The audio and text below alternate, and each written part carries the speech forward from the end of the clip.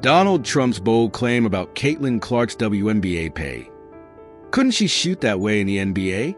Donald Trump believes Caitlin Clark should be paid more than she currently is while playing in the WNBA, but admits changing that isn't quite so simple.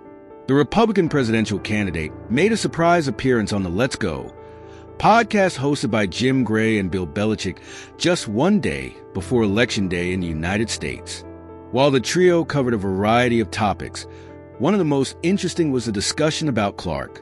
The Indiana Fever star's pay in the WNBA was discussed, with Trump asked if she should receive similar compensation to NBA players.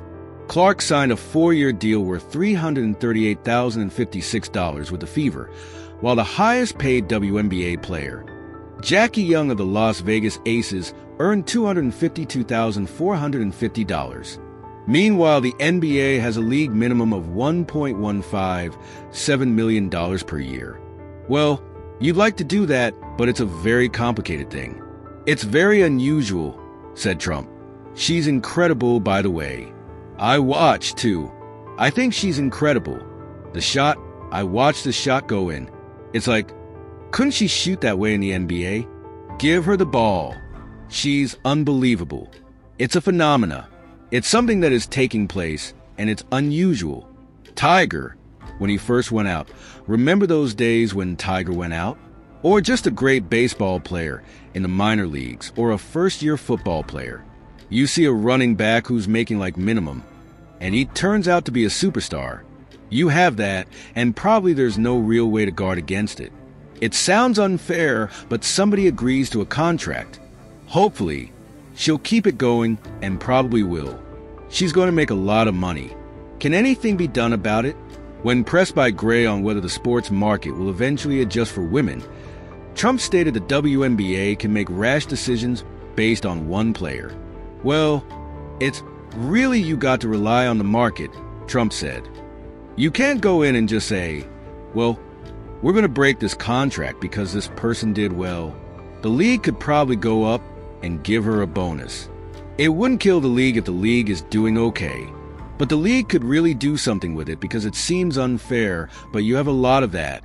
I see it all the time with football and baseball and even basketball, where somebody comes in, he turns out to be 10 times better. Although Gray pointed out that women's sports are paid much less as a whole, Trump pointed out that trying to alter markets usually doesn't lead to great results.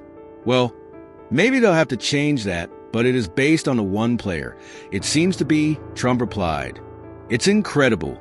It's a phenomenal thing she's got going, but very tricky. When you start getting involved with trying to recreate markets, it gets very, very tricky. The downside is greater than the upside, Jim.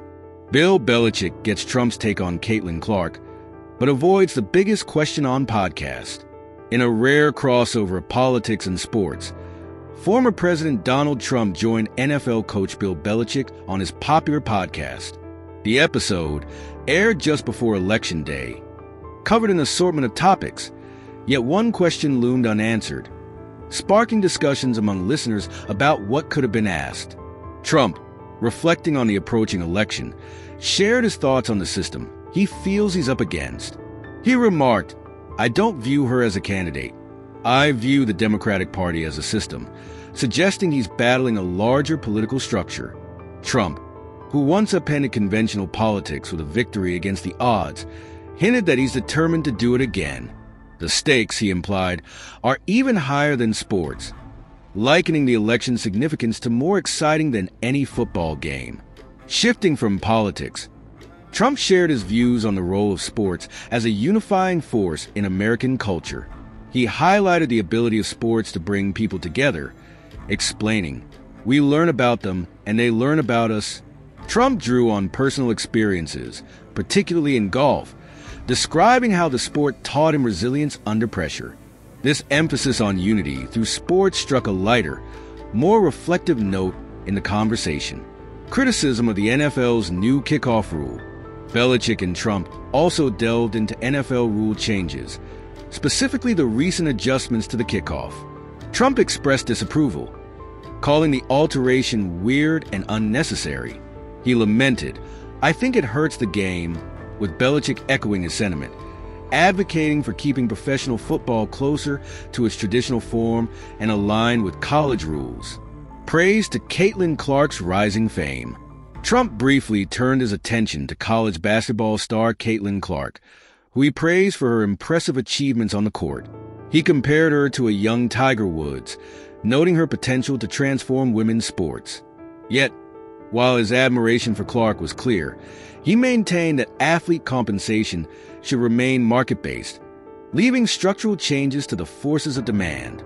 While Trump and Belichick's conversations span from personal philosophies to sports rules and social issues, one major topic was left conspicuously untouched.